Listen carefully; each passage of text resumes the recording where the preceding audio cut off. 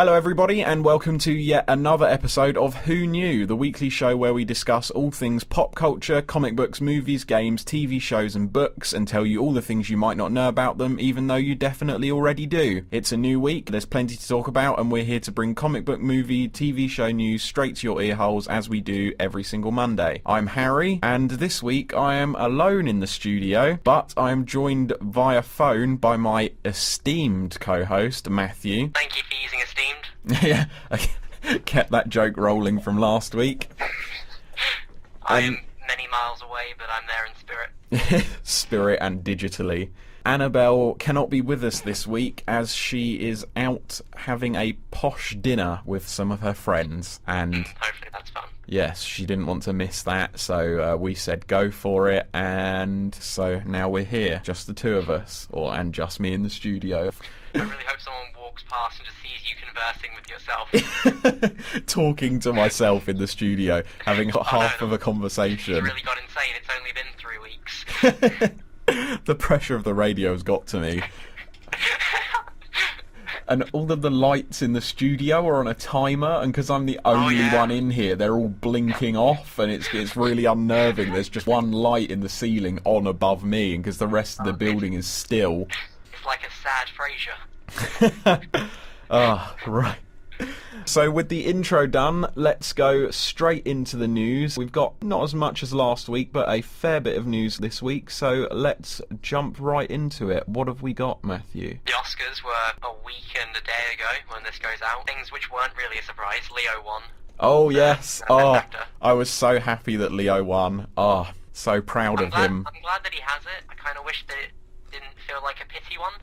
Yeah, that is the trouble, because it's been such a long time coming, and after the last couple of years, it did feel like it was out of pity, which it kind of sucked, because he said that it was his most difficult and challenging performance to date. But, I mean, personally, I think he should have won Wolf of Wall Street year. Yeah, who else was that? Was that he got beaten by Matthew McConaughey for Dallas Buyers Club. Oh, yeah. So it was a solid year, but I do think he should have won that year. But he has won now, and I'm so happy for him, and I bet he's equally as happy, if not more so, because he is the one who's won an Oscar, not me. Yeah, I'm happy the memes will finally end. Oh yeah, but there's been some great memes that have come out of him winning. Like, have you seen the spate of "Don't talk to me or my son ever again" memes? Oh yeah. And there's one where it's like, "Don't talk to me or my Oscar ever again." But my there was a flipbook thing that came out a couple hours before the Oscars, and it shows like Leo going to collect and then the bear tackles him out of nowhere. Oh yeah, gets attacked by the bear. And I think my favourite Leo winning an Oscar meme was "Never nominate me or my Oscar ever again." Oh dear, it was brilliant. So I'm really happy. Although it did feel like it was out of pity, which kind of sucked. I would have liked it to maybe have happened before, or I don't know. I don't like saying this, but maybe have waited a few more years. But then again, did he deserve it? But then I also think that Matt Damon could have won for The Martian. So I was hoping for Fassbender. Oh, for Steve Jobs. Yeah. Mhm. I'm happy that Brie Larson won though for Best Actress. Oh yeah, I definitely think she was top of the list for that one, and rightly so. And she did win. So yeah, I was happy with that. She's come a long way since Scott Pilgrim. Yeah. It's not like she has like a small role in Community for like seasons 4 and 5, and like at the most 5 or 6 episodes. Mhm. And like she impressed me there. Jump Street, Scott Pilgrim, as you said. Kind of hoping this is the jump to A-list. Definitely, she's got an Oscar now. So what else do you need? It's a golden ticket to the A-listers. So. And then In Ray 2, one for The Revenant. It was expected, I guess. Yeah, I would say that was the front runner. I mean, as much as I wanted George Miller to win, I do think. Yeah, like a 70-year-old man was able to make Fury Road is that much more impressive, I think. Oh yeah, definitely. Someone of that age to make such a bombastic, practical FX film like that, it's a monument in itself. Inside Out 1. Like we said, really only the one animated film that could have won it, because they're... maybe Anomalisa, but... I haven't seen that, so I can't comment there. No, I haven't seen it, but that's like the only one which I would say maybe have come close. Yeah, because I mean, Shaun the Sheep's not... Yeah, not going to win any Oscars. Although, that said, I feel like Were Rabbit won. Did that win? I mean, Wallace and Gromit has won a lot of Oscars for what it is, and I'm completely in agreement with that. I love the Wallace and Gromit films, but I don't know about Shaun the Sheep. Yeah, it won. Oh, brilliant. That was a good film. I very much enjoyed Were Rabbit the year that came out. I remember seeing that in the cinema, getting the DVD game. The DVD game. That's... Oh, wow, that's so long ago. Yeah, that's how long ago that was, that DVD games were still a thing. Oh, dear. Spotlight won Best Picture and Best Original Screenplay, which I was expecting that, I think. I haven't seen it, so I kind of completely ignored it. And of the ones I've seen, I saw Bridge of Spies, Mad Max and The Martian, and I haven't seen The Revenant yet, but I fully expected it to bring out Best Picture. But that being said, in my heart of hearts, I was hoping that The Martian would win, because that's easily one of my favourite films of the year. It's beautifully shot, it's a brilliant film, solid acting. Seen it, blimey, 4 times in the cinema. That's insane. Yeah, I went and saw it in IMAX last weekend at the IMAX Film Festival, just jumped on that opportunity to see it again, so that's how much I enjoyed it. I've seen it in the cinema that many times, so that's what I was hoping would win, but I've not seen Spotlight, so I can't say anything about it either way. I was expecting that because it's like this kind of more sensitive issue, I guess. Mm-hmm. It's not, that's not the Oscar bait film, even though it's not the greatest term to use. But it feels like the one that would be closest to that out of all of them. Yeah, I guess so. It is interesting, because this year, with films like Bridge of Spies, Mad Max and The Martian, they're not traditionally Oscar bait films. I mean, especially Mad Max. When I saw the nominations at first, I was like, whoa, that's a... Oh yeah, that floored me. Yeah, that's a shot out of the park there. I was blown away that had made it to the Oscars. I'm not saying it's not a good film and it's not beautiful to watch, but it's just not traditionally Oscar bait. Yeah, it's like the genre which is normally glossed over. Yeah, exactly. It's that kind of science fiction, fantasy element is usually glossed over, like you say. But I was really happy. Every couple of years an Oscars nomination list comes along where I can go, I've seen almost all of these films. So I mean, last year I didn't see many of them. I saw Birdman and I thought it was shit. There are very few times I've considered walking out of the cinema, but that was one of them. I think it's one of those ones which are very kind of divisive based on how much you connect with it. Yeah, I would say I definitely did not connect with that one. I think that's all of the big wins. Yeah. Before we get into all of the technical stuff. Yeah, we won't go into much else other than to say that Mad Max won the most Oscars this year, so that was something for our community, the science fiction post-apocalyptic wasteland bombastic blowing up fair. Yeah, most highly decorated film of the year, so that was nice. That was a victory for us. I was also shocked that Star Wars didn't win any technical things, but then again Mad Max was an equally worthy opponent, so can't say much there. No, I think Star Wars up for kind of things like sound mixing as well, wasn't it? Yeah. Like that's stuff that I don't really think we have opinions on. Yeah, no, it's a very specific field. Yeah, you have to be really into it to get that stuff, so... Next topic? Yes, I would say that's about it for our kind of Oscars wrap-up, so you'll be able to go back to last week's, look at our predictions and see whether we were right or not. In other news, I'm going to jump in with my first bit of news. Pokemon have announced some new games for this year. This year is the 20th anniversary of the franchise, having come out in 1996, 2 decades ago. So it's a big year. Every month of the year, they're releasing a download code for a legendary Pokemon. And they've also re-released the original 3 Pokemon games as digital downloads on the Nintendo store, so you can get Red, Yellow and Blue again and replay those in all their glory. I'm currently replaying Yellow, and it's a lot of fun. How does it feel not being able to run? Oh, that is one of the things that I've struggled with, is having to walk everywhere. But literally this morning I got the bike voucher, so I went and picked up my bike. Man. So I can now get around at haste without it's a struggle when you can't run. It really is. That's one feature I'm glad they brought into the new games. But yeah, it's really, really good to go back and play those original ones on a bigger screen. I sunk 7 hours into it on the first weekend it came out. Many hours of gameplay have been had on that. Yeah, the big announcement is that this year they will be releasing 2 new games, Pokemon Sun and Pokemon Moon. Not much has been said besides that. It's still kind of exciting that it's not X2 and Y2. Ugh, I can't stand it when they do sequel games. I like to have a new one every time. I didn't mind Black and White 2. It's just the fact that X and Y, I don't think the regions is fun. Yeah, it took a while between those first kind of gyms, and then after that you seem to speed through the rest. Personally, I never liked the Black and White games, and I didn't really gel with Omega Ruby. It felt like it was over. I didn't pick that one up. Yeah, it was very, very quick, the game, whereas I can still go back and play Pokemon X, so that's my favourite one so far. I do like it when they release a new region, new storyline. You know, it's all pretty similar, but it's nice to have a new one. And I'll definitely be picking up Moon because it's blue, and Moon is about space, so I can theme all my Pokemon with Doctor Who related names. Very, very much looking forward to that. Other thing that just popped up today really quick is like Big Hero 6 TV show. Yes, I saw about that on one of the websites I frequent. It'll be interesting to see it as a TV show. I'm just looking through the press release. 2017 from the creators of Kim Possible. Mm-hmm. And nothing in particular about what it's going to be. Okay.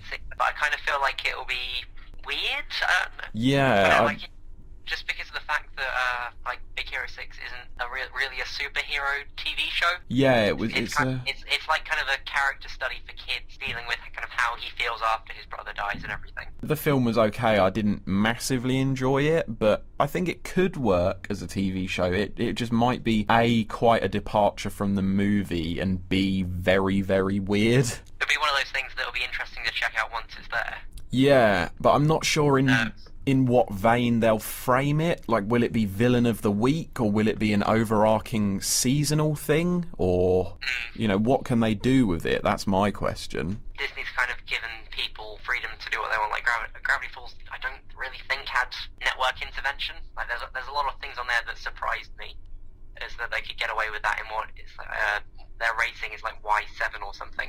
Okay, so they're kind of left to their own devices. So if they do that, they could... I don't know why, but when I think of Big Hero 6 TV show, the kind of closest thing I think it might come out like is Scooby-Doo for some reason. Oh, that could work. Yeah, because it's that gang of, young kids going around solving mysteries or crimes or whatever. So I think instantly, as soon as I saw that news, my mind just flashed up Scooby-Doo as a kind of relative association. So that's one way they could go with it, but it's really difficult to tell. I can't exactly put my finger on what they would do with a Big Hero 6 TV show. No, still a little ways off.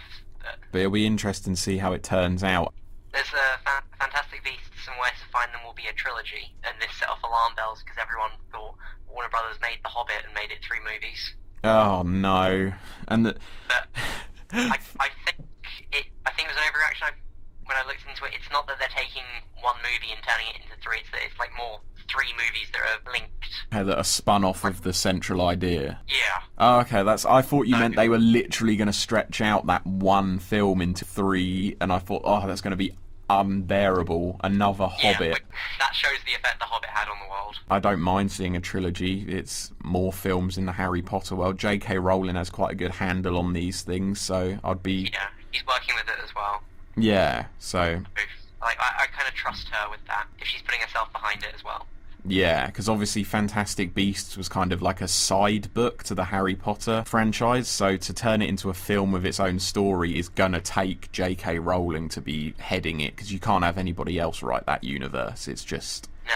It's her creation. So if she's heading it, and they are doing 3 individual stories just under the overarching Fantastic Beasts label, I think I'd be happy with that. Should we move on to the ultimate ticket for Batman vs Superman? Yeah, what is this? I've not heard about this. I looked at it earlier, and I believe it is $100. Wow. And you can go see the movie as many times as you want. Really? Yes. So it's kind of odd. Yeah, that's... It's like, because that's maybe like 8 to 12 times depending on where you are. Yeah. I don't know who's going to go see the movie that many times, even if it is really good and people really love it. Yeah, even I've never seen, even the films I've most enjoyed, like The Martian, I've never seen them that many times. I think maybe the only thing which is close to that is Star Wars, maybe? Yeah, but I still don't feel it's that many times. But this has immediately set alarm bells ringing in my head, because I think when you sell a $100 ticket to get people to see it as many times as they want, for me personally speaking, I've never seen a film more than five times, I think, in the cinema. Ultimately, it worries me maybe they're pre-selling this because they know it won't make that much money because it's not very good, but people will think it's good and buy it and then be sorely disappointed, but they'll still have the money. It's gonna make money regardless, I think. Yeah, I think even if it is bad, it will still make money. I mean, obviously I hope that it will be good, but... Yeah, how good is the question, but we'll find out about that in a couple of weeks. That's an interesting marketing tactic. I can say I won't be buying one, but... I think that's the best way to put it. I'll be keeping an eye on how that develops. I saw some places saying that it had sold out as well. Wow. Like, it's clearly something that people are interested in. Yeah, clearly something that people are wanting. Otherwise, well, if they didn't, it wouldn't have sold out. So I've got some news regarding the Power Rangers film. Oh, I hadn't heard this. Yeah, they've finally kicked off production after quite a long while working out how it's going to go, and they've released the official synopsis as well. Here we go. It follows 5 ordinary high school kids who must become something extraordinary when they learn that their small town of Angel Grove and the world is on the verge of being obliterated by an alien threat. Chosen by destiny, our heroes quickly discover that they are the only ones who can save the planet. But to do so, they will have to overcome their real-life issues and band together as the Power Rangers before it's too late. So, yeah, it's... I'm not sure, like, I don't really know how to feel about the Power Rangers movie. I think that's because I haven't seen too much from it. Yeah, I mean, I remember loving Power Rangers as a kid. I don't know, it was just really campy, though. It was a really cheesy, bizarre show. Yeah, but I don't know, are they going to go that route, or are they going to do like a gritty Power Rangers reboot for a new generation? I feel like if they embrace it, then it could work. I think it's making that decision whether to embrace it or whether to move away from it. I'm definitely really, really interested to see how it turns out, because I always used to watch Power Rangers in the morning before school as a kid, and I had toys and the Megazord and all of that stuff. I'll be curious to see how it is they bring it back, whether they go and kind of target it at our age, that kind of age of kids who saw it in its campy TV era, or whether they're going to shoot for a kind of gritty reboot or a more serious film. So, I don't know. I don't really know what to say. Nah, I think when more information comes out about it. Yeah, it's because it's the first kind of big news about it. We'll keep up with that over the coming months and predictably years until it's released. It's years to a degree. Yeah, months and or years. Did you see the Daredevil trailer? No. Yeah.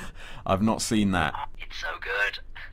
It focuses more on Elektra and kind of the Hand who we saw with Stick last season. Okay. And I like it more than I did the first one with the Punisher, but I think that's because I like Elektra more than the Punisher anyway.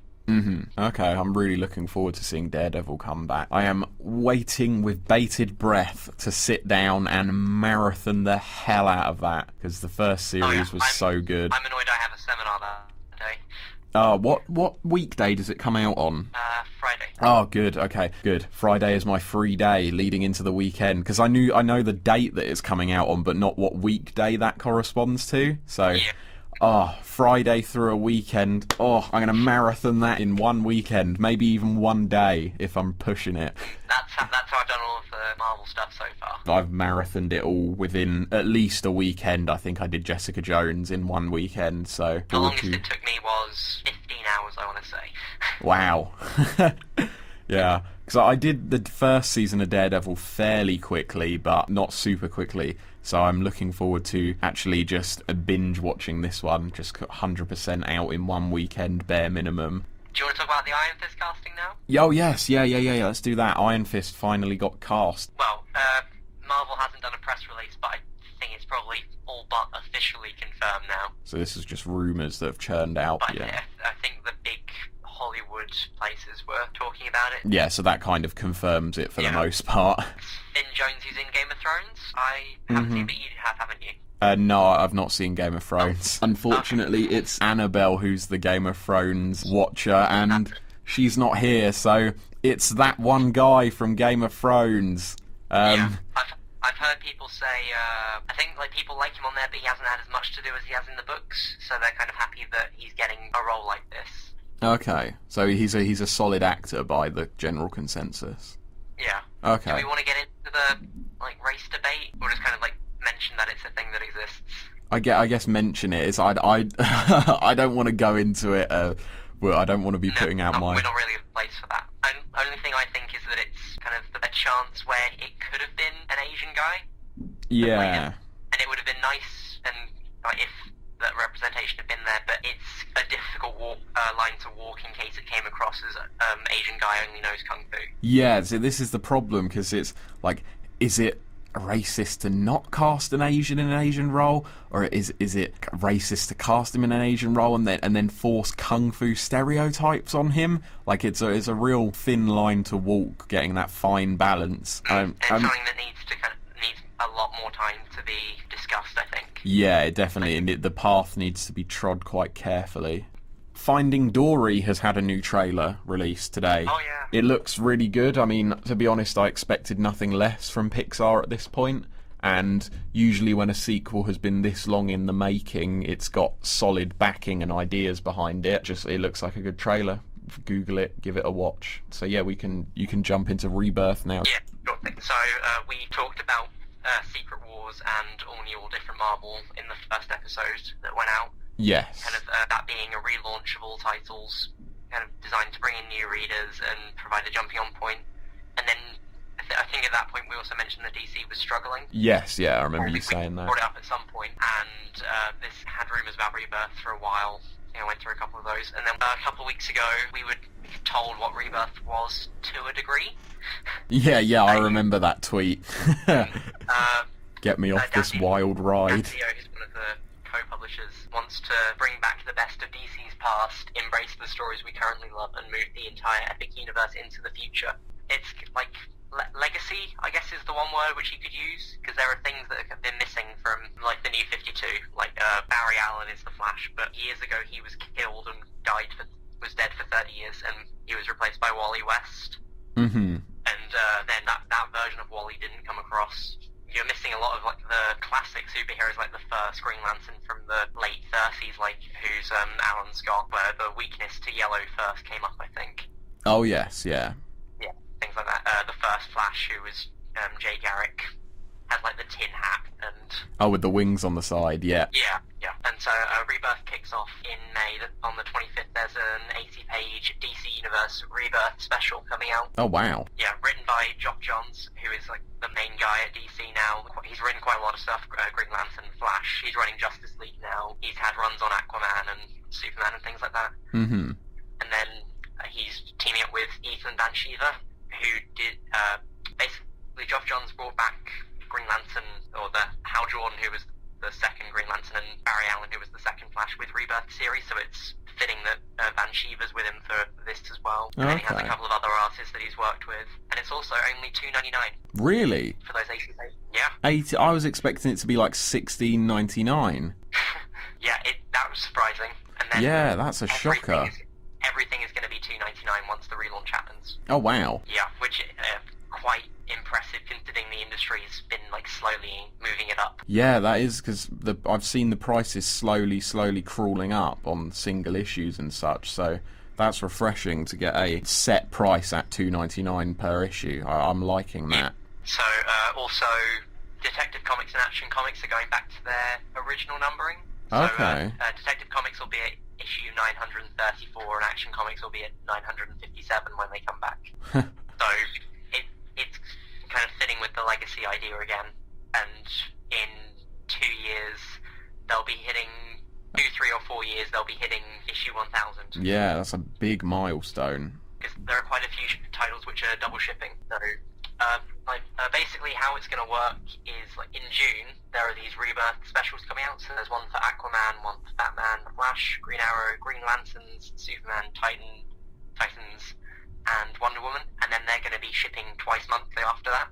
Okay. So it's like the Rebirth issue is kind of a bridging between what's happened in the New 52 now and then into this kind of new idea. It's not a full reboot as far as we understand. Like, whatever happened in the New 52 has still happened, but everything's getting a new creative team.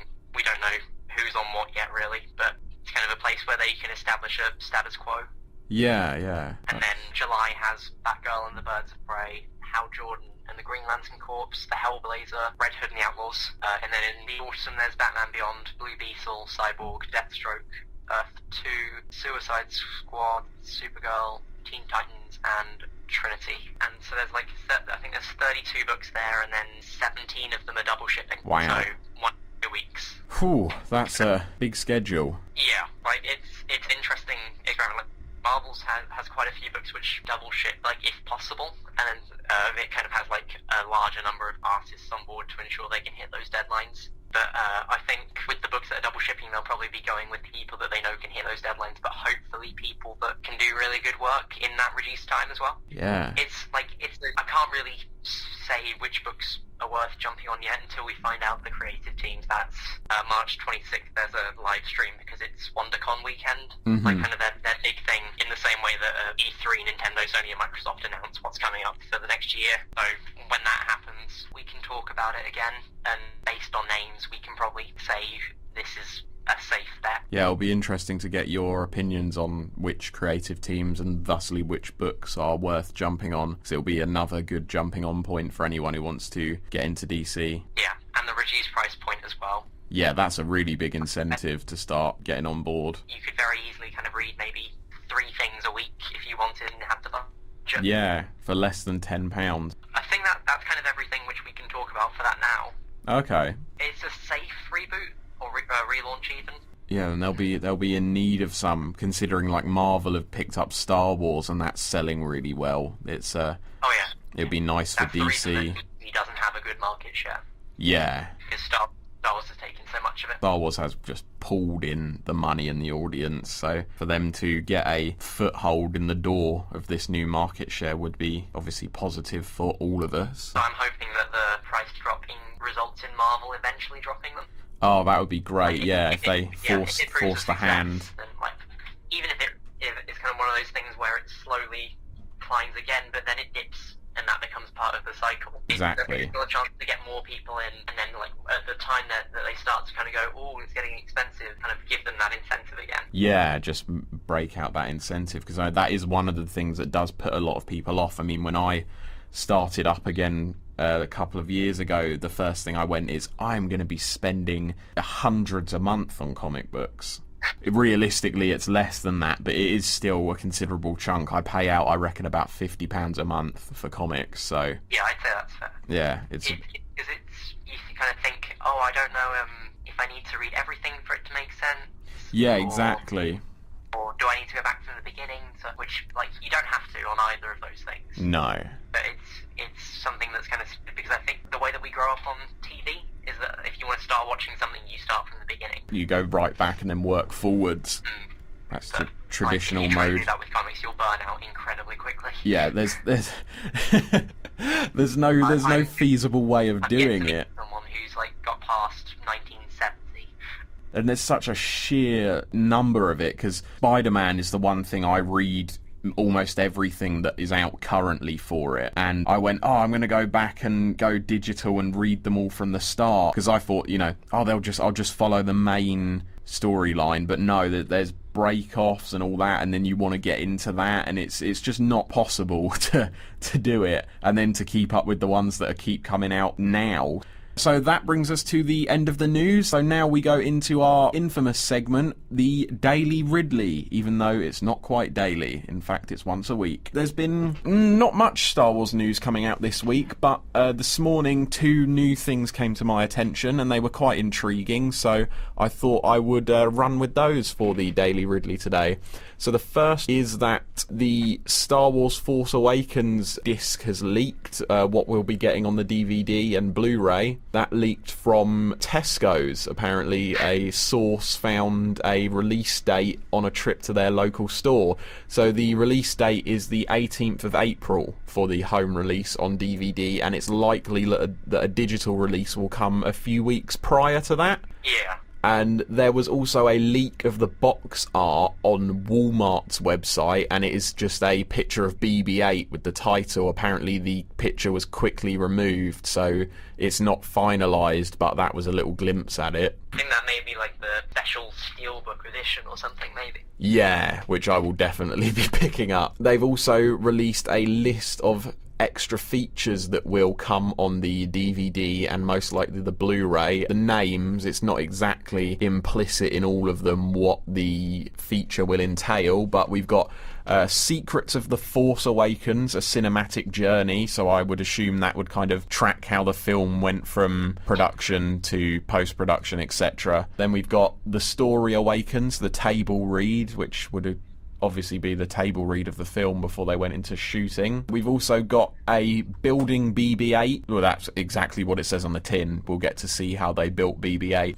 Crafting creatures, which would be a special and practical effects kind of rundown on how they built all of the various, weird and wonderful creatures in Star Wars. Blueprint of a battle, the snow fight. So I guess that will go over choreography of the fight between Finn, Rey, and Kylo. Yeah. The visual magic of the Force. So I would assume that's another visual effects feature. Then John Williams' The Seventh Symphony. So that's obviously going to be John Williams making the seventh of his Star Wars catalogue. The score for the film, that is. Deleted scenes and Force for Change. Those are the features that will be on the disc. Seems like a fair amount, and then there'll probably be like a commentary. Like a director's commentary or something, I would assume, is almost a given on that. I would love for there to be an Abrams and Larry Kasdan one, just kind of talking about how they worked out the story and everything. Yeah, that would be really good. I would like to listen in on that. I'd be interested to hear thoughts from Simon Pegg as well, because he's had a big part in it. And oh yeah, he did, didn't he? Yeah, he was an advisor to Abrams, and he had a part in the film. So for someone who's so passionate about it and the other stuff I hear him talk about, it would be interesting to hear his point of view, because he is as much a fan of it as he is someone who has helped shape what it has become today. I wonder if he could do it in character as well. I'll give you 7 portions for your opinion. Oh man. The other piece of Star Wars news I found this morning it's not really news so much as another fan theory, and everybody loves a fan theory. Apparently there was a Reddit post that has linked the way that Rey holds her lightsaber and staff, and apparently it is very much in line with and resembles how Sidious held his lightsaber in Revenge of the Sith, and apparently her fighting style is reminiscent of that as well. So people have considered that the choreography might be intentional in the sense that it links Rey as the daughter or a relative of Palpatine. Considering everybody's been linking her to people of Jedi descent and people who are, initially good characters, it would be interesting to see that someone who has been so good so far in this would come from someone who is so evil. It would be a heck of a twist. That, it's a unique choreography for her as well. Yes. I think forms are still canon in the way that people hold lightsabers. Yeah, I believe they are. That's something kind of very different and not seen before. Yeah, exactly. It's quite a unique one, and I think it is canon because I'm reading have read the Jedi manual, and that talks about lightsaber form in there. So I believe it could be a really interesting way of kind of hinting at a twist like that. I'd be really intrigued about it. That brings us to the end of the Daily Ridley for this day/week, and we shall now go into our main topic of the week, which links on quite nicely from some of our discussions in the news, such as the Oscars, how recently there's been a spate of modern reboots of infamous franchises like Mad Max, Jurassic Park, etc., and also adaptations of certain things, as in Fantastic Beasts and Where to Find Them. So we'll move into that topic now. I guess my question is, do you think that reboots and sequels or prequels, or however they choose to continue a franchise, do you think it taints the originals in any way? I think it can to a degree. It depends how kind of recent. Like, the first thing that people said when the Blade Runner 2 was announced was that oh, they didn't want it because that first one is kind of like a tied up thing. Yeah. But then with the creative team already mentioned, like Dennis Villeneuve, who did Prisoners and Sicario. Mm-hmm. Like I'm optimistic. Like I haven't sworn it off. I'm expecting it to be good, but I'm not proclaiming that it will be. Yeah, I understand what you mean. It's cautious optimism. It's put into words. I mean, when you care about something so much, you don't want it to be ruined, but then equally at the same time, you kind of want to see more, and that can be a downfall. I mean, obviously the classic example, which also has a twist to it, is Star Wars. I mean, the original three are so absolutely adored and beloved by millions across the globe. And then, obviously, everybody wanted more out of them because there's been so much, written in the expanded universe at the time, where they had comics and books, etc., etc. So they brought in the prequels, which were universally panned, basically, successful financially, but really just not well looked upon nowadays. I mean, they're considered the worst. But then there's the twist that in modern times, this last year, it's been brought back again and has been wildly successful and loved for the most part. So it's a really weird dynamic that you can have with some films and franchises that you love so much. I think it stems more to whether it's good. If it's a bad thing, then I don't see the point in doing it. But if you're going to aim to make something better than the originals, then I don't see an issue with that. No, I mean, I think everybody goes in with the best intentions, but it's sometimes difficult to really hit the stride on getting it, because replicating something like the magic of Star Wars takes real kind of analysis. Oh, yeah. Yeah. When people talk about the Star Wars magic and how Force Awakens had that. Yeah, and it's something that was wildly amiss in the prequels. I mean, even when Jurassic World came out last year, which is obviously a reboot / continuation of the original ones, it kind of ignores the second and third sequel, but riffs off of the first one, and it received very mixed opinions. Some people going, oh, the magic wasn't there, the magic that was there when I was a kid. I think, maybe that's the key. Like, you're now an adult, like a 40-year-old man with 4 children. Like, the magic's gone. But then, for me, I saw Jurassic Park when I was quite young. I remember watching it on video or DVD, something. And I went and saw Jurassic World, and I mean, I love Jurassic World. I've seen it a fair few times, got it on DVD. It's a really enjoyable film, and for me, it captured the same magic. I came out of that film with the same feelings that I did when I watched the original, and I was almost wishing that I was 9 years old again so I could go into school on Monday and kind of reenact it in the playground. Like, it gave me that kind of feeling. So I think that's the sign of a successful reboot. I can only speak for myself there. But no, I agree. I think part of it is it's got to recapture something or get you fully invested. And then sticking with Star Wars, like, if the first when you see A New Hope, then you get to the cantina and you see all of these crazy aliens, and it encapsulates kind of everything that Star Wars is, these things which exist but aren't really explained. Exactly. It's a real challenge sometimes to recapture the magic that a original film can have. I mean, it even happens with some sequels when they're made so close together. If they've not got the time and the passion put into it, it never pays off so well. I mean, that's a 1,000 films that we could talk about that have done that. Sequels and prequels aren't usually as good. Sequels and kind of how quickly they were made after that. As far as I know, the Wachowskis weren't expecting a sequel. To The Matrix. Yeah, they have kind of less craft, I guess. Like the studios interfere too much because they know they're going to milk the cash cow for all it's worth. I think you can talk about Transformers in that way. Oh god, yeah, It seems like they're kind of being done to capitalise on what they can. Yeah, because they know that it's going to rake in money regardless of whether it's good or not, so they keep churning them out at a rate of knots and they never get better. And there's 1,000 examples of sequels that are not as good throughout history, like Ghostbusters 2 is quite an infamous one. A lot of people didn't like that as much as they did the first one. I mean, and then there's been animosity towards the other one. To the reboot, exactly. The female one with Kate McKinnon and Melissa McCarthy. Yeah, so the reboots received quite a lot of flack. The second one received a lot of flack, so I'll be interested to see what the reboot will be like, whether it will capture that same magic. So it's it's a risk, but they're obviously playing the money game with it, because I don't think any of the original cast wanted to do another one. No, you're probably right on that one.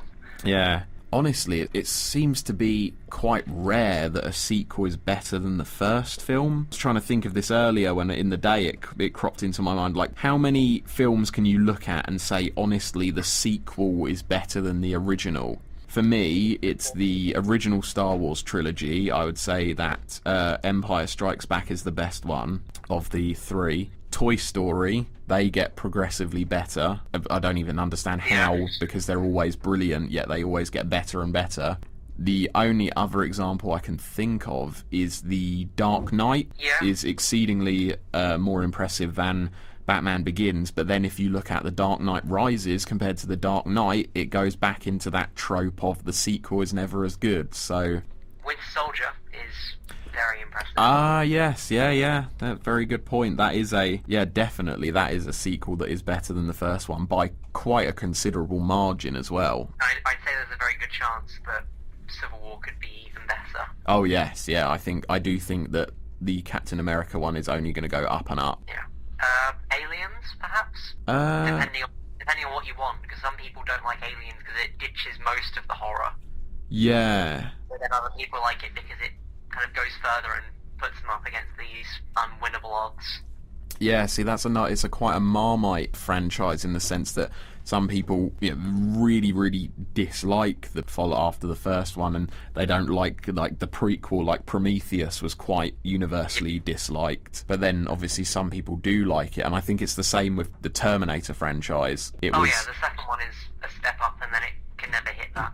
Yeah, exactly. It never quite hits that same stride. I mean, because Terminator originally was this kind of gory horror with a sci-fi kind of skin across it, and it was intended by James Cameron to literally be a standalone film. And then the second Terminator happened, and it's a really, really good film, better than the first one, I think, anyway. But then, like you say, again, it goes downhill from there. The third one and fourth ones are kind of there's good ideas there. I feel like it needs a little bit more work just to hit what it should be. Yeah, exactly. It's like they took an idea and rushed it too fast just to get it out. What about the original Superman movies? Because I know that people don't like the second one. They don't like it by the guy who was brought in to replace Richard Donner. Mm-hmm. But then I think they like it when they see the Donner cut of it. Yeah. And I don't know whether whether they like it more than the original Superman.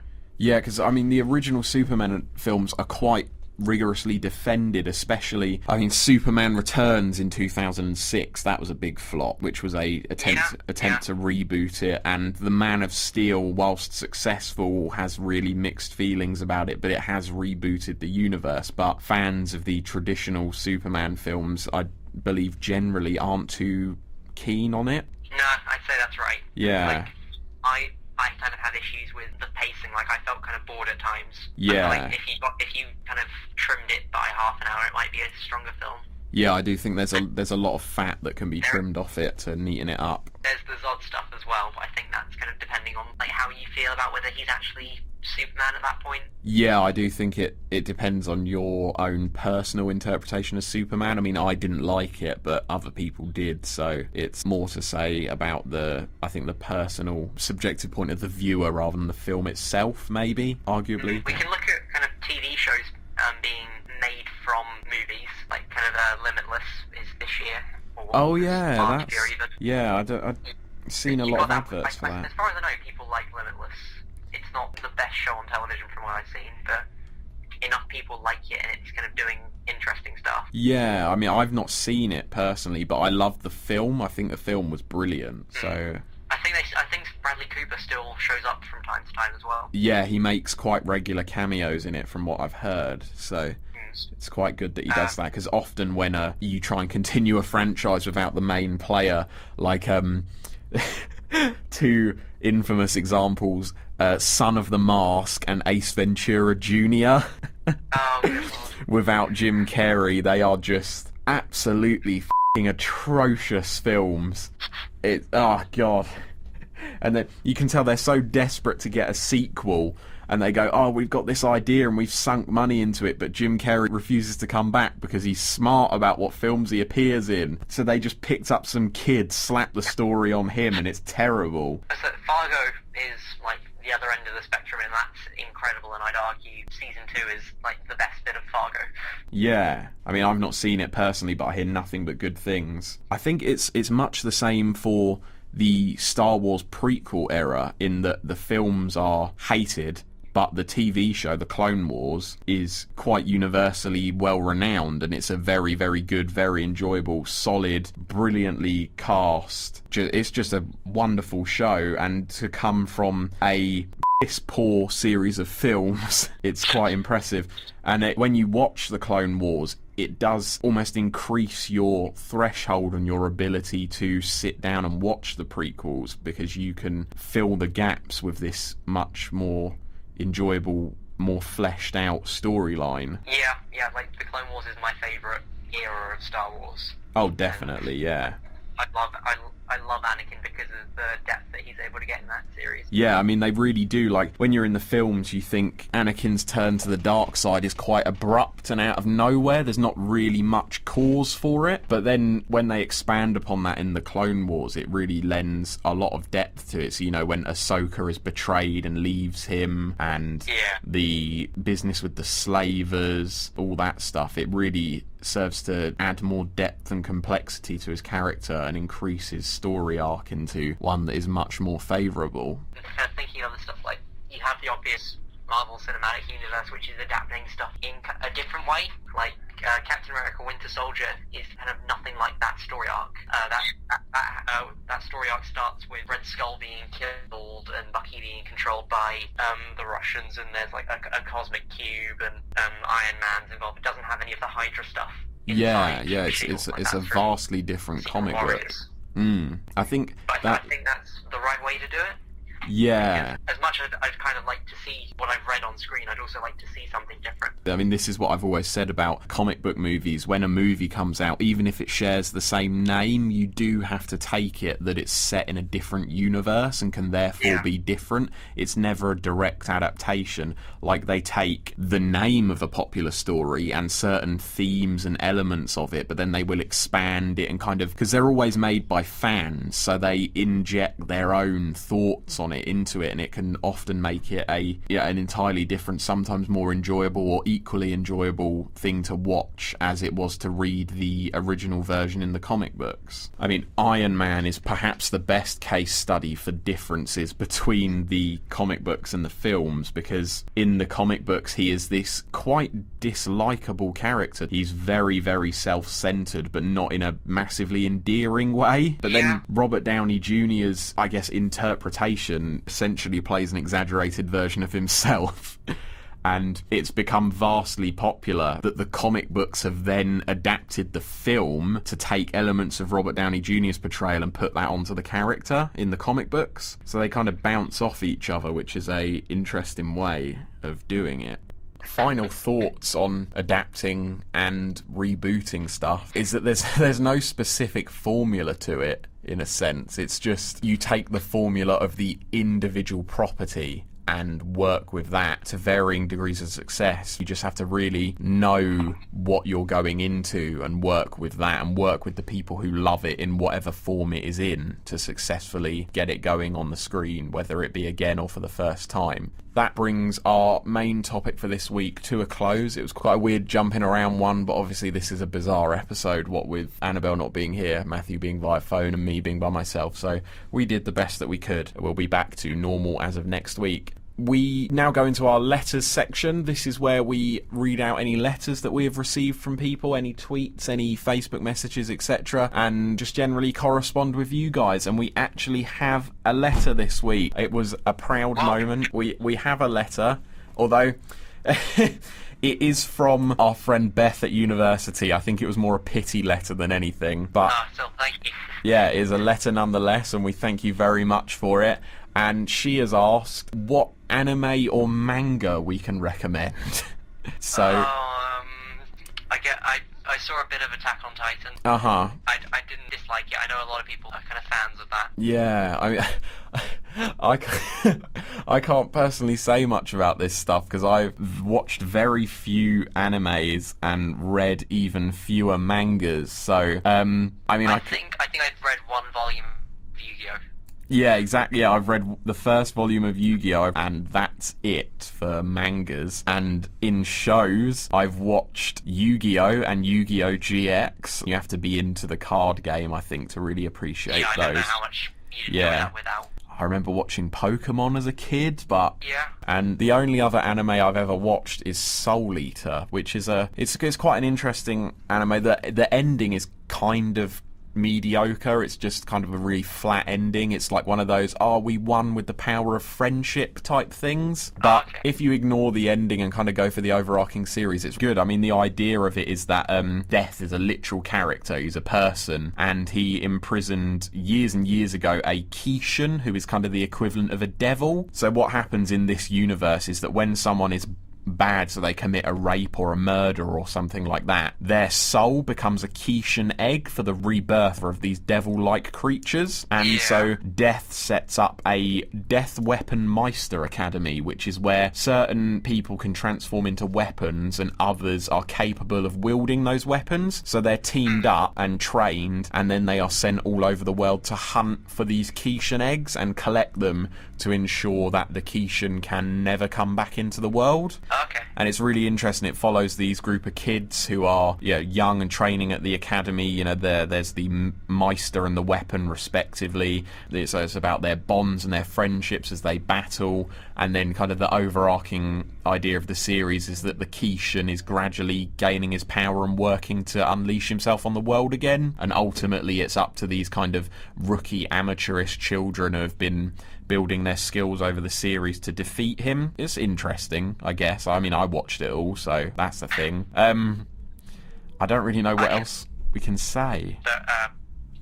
This is like the one area which I haven't gone far into, so... Yeah, I mean, I literally have no idea. I can only kind of shout out generic names of things I've heard about. I can't personally recommend much, so... Yeah, I guess we'll cap the letters there. Well, thank you for the letter. Whilst we were kind of crap at answering it, we really appreciate it. And if you do want to send in a letter, you can contact us via any of our social networks or via email, all of which will come at the end of the show. So now it's time for our weekly recommendations. This is where we catch you up to speed on what we're reading, watching, doing, etc. at the moment, just to give you some idea on what we're up to and recommend some things that you might like to get into. So have you been watching, reading anything or whatever at the moment? I watched the last episode of Season 2 of Agent Carter today. Okay. And basically, like, if that's the last episode, it have done great character stuff, and I'm sad to see it go. I'd love for a third season, but I don't know whether it's going to happen. Ratings are kind of low, and Hayley Atwell's doing a pilot for a different show. Okay. But if you get the chance, I think that's 18 episodes. Oh, so not too bad to jump into. Yeah, it's always kept me entertained, and I've looked forward to watching it. And then I started reading Grant Morrison's Batman. Okay. Yeah, but that's kind of the bulk of my stuff this week.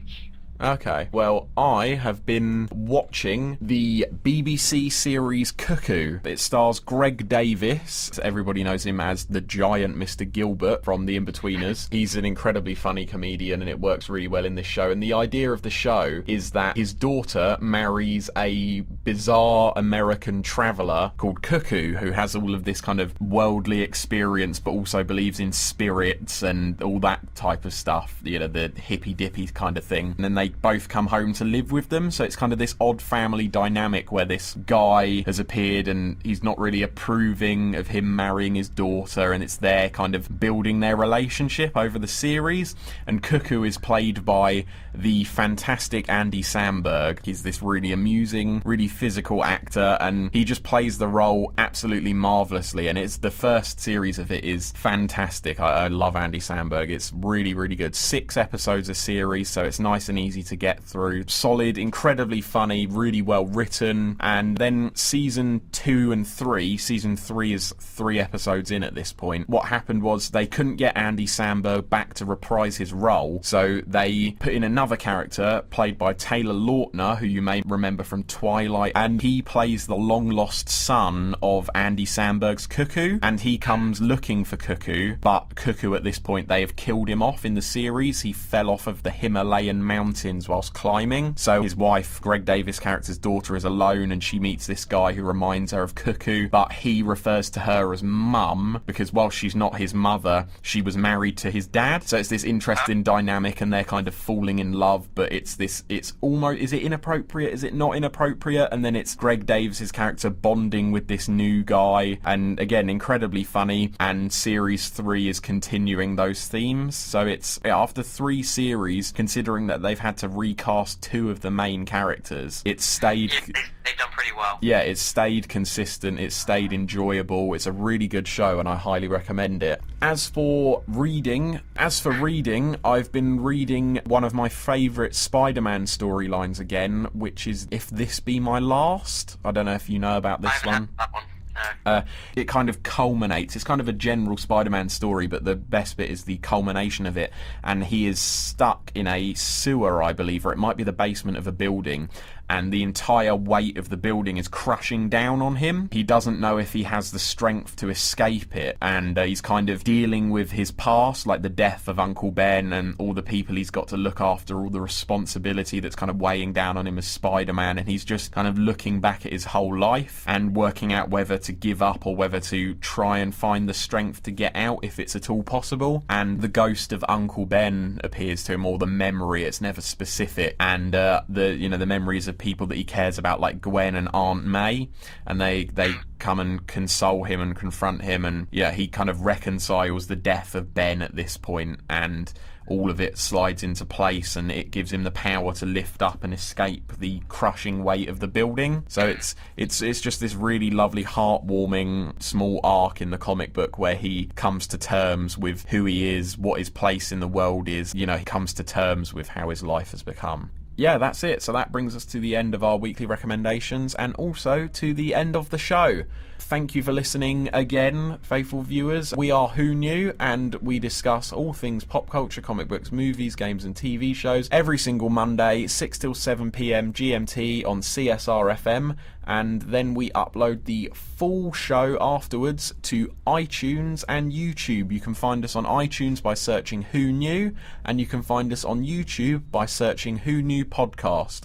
You can also find us on Twitter and Facebook. Just go on there and search Who Knew Pod. And us hosts are also on Twitter as well. You can find me at BT Doobs. That's BTDOOBZ. You can find Matthew at Matt_Sibley. And you can find Annabelle at Unsatisfied. And of course, don't forget you can contact us here at the show via email at whoknewpod@gmail.com. We are always hoping that you will email in and we can hear your thoughts and correspond with you. Of course, if you've forgotten any of that ridiculously long list of links, you can find all of this information and links to all of our various profiles and iTunes, etc. on our official website, which is www.whoknew.podbean.com. Thank you for listening, guys, and we shall see you next week. Bye-bye. Goodbye.